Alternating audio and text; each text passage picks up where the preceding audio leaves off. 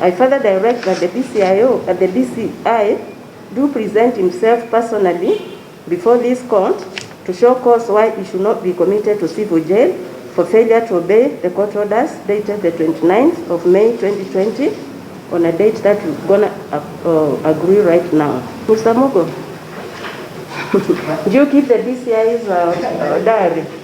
So if the court makes a decision, it will just pick a date, whether he's abroad, he's here, a court order must be obeyed or ought to be obeyed. I think that is common knowledge, and that's why the court said he can purge that content even by tomorrow.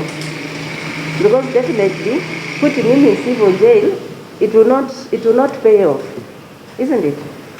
Asking him to pay 200,000 shillings or whatever it is, it will be paid tomorrow, immediately.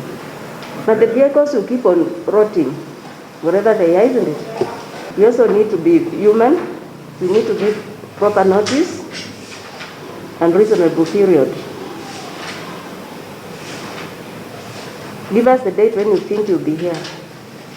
And don't take us to 2 months. We shall have closed. We shall have gone for recess.